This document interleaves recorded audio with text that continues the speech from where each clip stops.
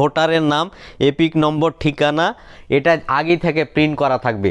2 নম্বরে আছে দেখেন সিরিয়াল নম্বর, পার্ট নম্বর, বিধানসভার নাম আর রাজ্য প্রিন্ট। 4 নম্বর হচ্ছে অবৈধ ভোটার, মানে যারা ভারতের নাগরিকলাই যারা অবৈধভাবে অনুপ্রবেশ করেছে, ভারতের ফলস ডকুমেন্টস বানিয়ে নিয়েছে, ভারতের ড্রাইভের কোনো মানে কারণ নাই কেন, আপনি এখানকার স্থানীয় বাসিন্দা, আপনি এখানকার ভূমিপুত্র, আপনি অবৈধভাবে অন্য জায়গা থেকে আসেন। আসসালামু আলাইকুম, আমি জামির আক্তার, শেরশাবাদী টাইমসের সবাইকে সুখ্যাজাপত। আপনারা জানেন ইতিমধ্যেই গত মঙ্গলবার থেকে এসআইআর শুরু হয়ে গেছে।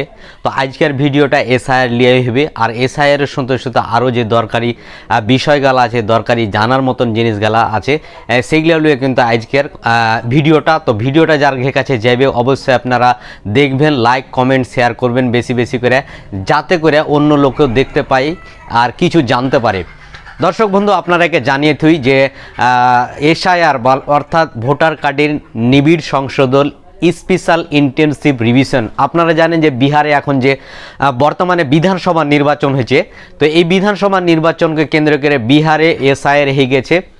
আর আগে পশ্চিমবঙ্গের পাশাপাশি আরও ভারতের 12টা রাজ্যে কিন্তু এসআইআর শুরু হয়েছে, মানে ভোটার কার্ডের নিবিড় সংশোধন হয়েছে। ভোটার কার্ডের নিবিড় সংশোধনের মানে হয়েছে, মানে 1 নম্বর হচ্ছে মরা ভোটার বাদ দেওয়া, 2 নম্বর হচ্ছে বিয়ে হয়ে গেছে এরকম ভোটারকে বাদ দেওয়া, 3 নম্বর হচ্ছে 2 জায়গাতে নাম আছে, একটা ভোটার কিন্তু আর 2 জায়গাতে নাম আছে, এটা হইতে পারে। আর 4 নম্বর হচ্ছে অবৈধ ভোটার, মানে যারা ভারতের নাগরিকলাই যারা অবৈধভাবে অনুপ্রবেশ করেছে, ভারতের ফলস ডকুমেন্টস বানিয়ে নিয়েছে, ভারতের ভোটার কার্ড বানিয়ে নিয়েছে, এই সব লোককে যাচাই বাছাই করে একদম একটা পরিপক্কভাবে খুব সুন্দর করে সামনে যে পশ্চিমবঙ্গের বিধানসভা নির্বাচন 2026-এ এর লেগে একটা নির্ভুল একদম ভোটার তালিকা যেন প্রস্তুত হয়, তারই লেগে কিন্তু এসআইআর হয়েছে, অর্থাৎ স্পেশাল ইন্টেনসিভ রিভিশন হয়েছে।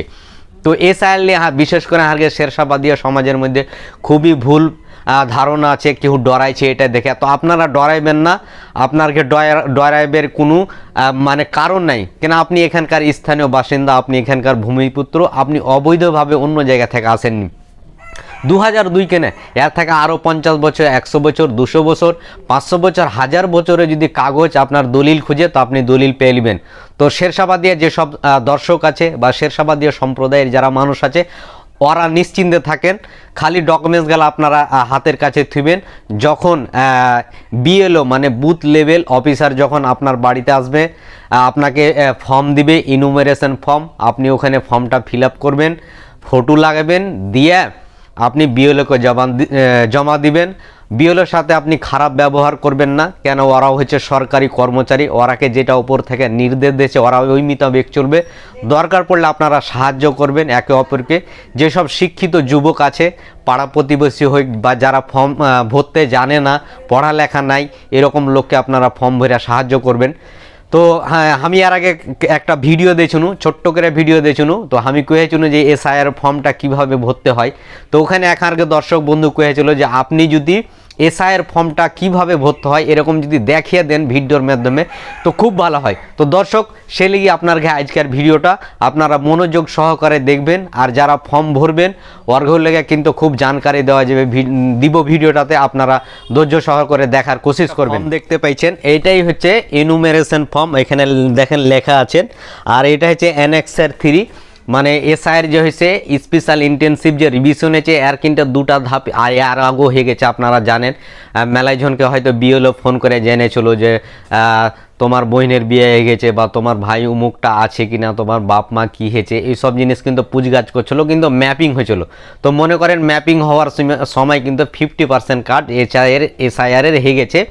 এখন যেটা আছে যে এখন বিএলও ফর্ম দিবে, আপনাকে সেই ফর্মটা ভরতে হবে। তো ফর্মটা কিভাবে ভরতে হবে, এটা একটা ডেমো ফর্ম আছে, আপনারা দেখেন এটা একটা ডেমো ফর্ম আছে, ভরা নাই, কিন্তু কী করে ভরতে হবে এটা সব কিছু লেখা আছে। তো যে সব দর্শক ফর্মটা ভরবেন ওরাকে রিকোয়েস্ট করবে আপনারা ভালো করে দেখবেন, কেনে ফর্ম একটাই দিবে আপনাকে, মানে 2টা দিবে বিএলও ফর্ম, একটা আপনার কাছে থাকবে ভরার পরে, আর একটা ওরা কি করবে, ওরা জমা নিলবে, মানে বিএলও জমা নিলবে। তো যারা ফর্ম ভরবেন দরকার পড়লে ফার্স্টে একটা 1 কপি বা 2 কপি ওই অরিজিনাল ফর্মটার জেরক্স করে নেবেন, দিয়ে জেরক্স কপির ফর্মটা ভরবেন। তারপরে আপনি অরিজিনাল ফর্মটা ভরবেন। কেন ওখানে দেখবেন একটা বারকোড লেখা থাকবে, তো যে বিএলও আপনাকে ফর্ম দেবে ও কিন্তু বারকোডটা স্ক্যান করে আপনাকে দিবে, পরে ফর্ম পাইবেন কি পাইবেন না খুব মুশকিল আছে, তো খুব সাবধানে ফর্মটা ভরবেন একটু। তো দেখেন এখানে লিখেছে ভোটারের নাম, এপিক নম্বর, ঠিকানা, এটা আগে থেকে প্রিন্ট করা থাকবে।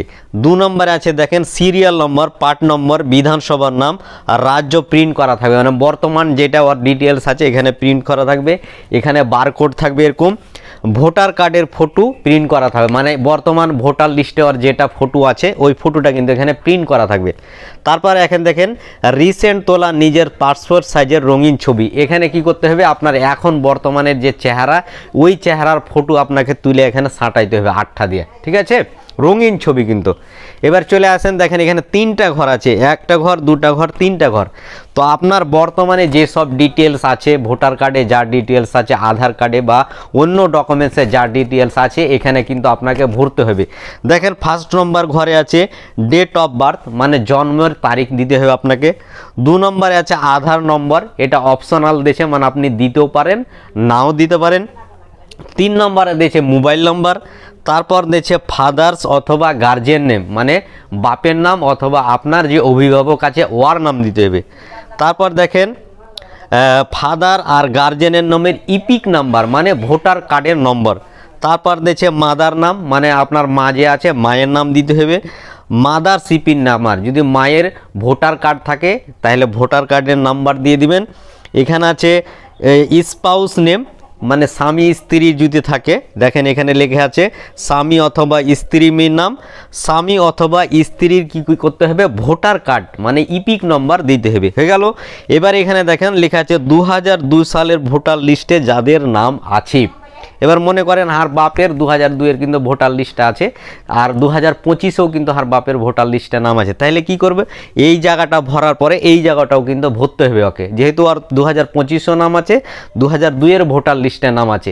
এবার দেখা গেল 2002-এর ভোটার লিস্টে হার নাম নাই, কেন নাই, কেন আমার তখন হয়তো বয়স হয়নি বা হার জন্ম হয়নি, আমি পরে ভোটার কার্ডটা বানালছি, তাইলে আমাকে কি করতে হবে এই ঘরটা ভরতে হবে। এই যে সবুজ রং করা আছে এখানে কি হয়েছে যে 2002 সালের লিস্টের যাদের নাম নেই কিন্তু তার পরিবারের কারোর নাম থাকলে, মানে নিজের নাম না থাকলে পরিবারের কারোর নাম, এখানে উদাহরণস্বরূপ দিয়েছে বাপের নাম, মানে বাপের নাম থাকতে পারে, মায়ের নাম থাকতে পারে, হার দাদার থাকতে পারে, দাদির থাকতে পারে বা দাদুর থাকতে পারে বা হার বংশ মানে চাচারও থাকতে পারে। তো ওর ডিটেলসটা রেফারেন্স স্বরূপ আপনাকে দিতে হবে। এটাতে দেখেন এখানে যেটা 2002-এর ভোটার লিস্টে যার নাম আছে এই ঘরটাতে আমি একবার কয়ে দিই, দেখেন এখানে দিয়েছে নিজের নাম। তো এখানে আপনি কি করবেন যে 2002-এর ভোটার লিস্টটাতে যে যে ডিটেলস গালা আছে আপনি ওটাই ফিল আপ করবেন। আমার মেলায় জনার হয়েছে যে 2025-এ একরকম নাম আছে আর 2002-এ একরকম নাম আছে, তো 2025-এ যেটা নাম আছে আপনি ওটাই ভরবেন। 2002-এ আপনার যে ডিটেলসটা ভোটার লিস্টে ছিল আপনি সেই ডিটেলসটা দিবেন। যদি নাম এদিক ওদিক হয়ে যায়, দেখা গেল নামের মেলাখানি পার্থক্য হয়ে যাচ্ছে, মিলেই না নামের সাথে, তখন কিন্তু আপনাকে অ্যাফিডেভিট লাগতে পারে। বা কম যদি হয়, দেখা গেল 10% মিলে না, 1-2টা অক্ষর এদিক হয়ে যাচ্ছে, বা 80% 20% মিলে না, তো এরকম কিন্তু চলে যাবে, মেনে যাবে।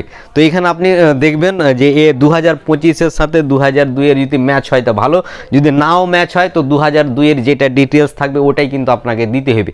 ওখানে দেখেন নিচের এখানে নিজের ভোটার কার্ড নম্বর তখন যেটা ছিল, তারপর ধরেন বাবা মায়ের নাম, তারপর দিয়েছে সম্পর্ক, হ্যাঁ বাপের মায়ের নাম দিতে হবে, এবার ওর সাথে যা সম্পর্ক আছে বেটা বেটির যা সম্পর্ক আছে, জেলার নাম, রাজ্যের নাম আর বিধানসভার নাম। আর এখানে দিয়েছে বিধানসভার নম্বর, বুথ নাম্বার আর হচ্ছে সিরিয়াল নাম্বার, মানে 2002-এর ভোটার লিস্টের এখানে ডিটেলস ভরে দিলেন। এবার 2025 আছে 2 আছে, এবার দেখালো হার যেরকম নাই, তাহলে হাঁকে এই ঘরটা ভরতে হবে। কী করতে হবে, ফার্স্টে দিতে হবে নাম, তারপর দিতে হবে ইপিক নম্বর মানে ভোটার কার্ড নম্বর, রিলেটিভ আমার বাপের নাম দিব, তারপর এখানে রিলেশনশিপ যেহেতু আমার বাপ হয় তো এখানে আমি বাপ লিখে দেবো, যেটা একটা বাপ হলো।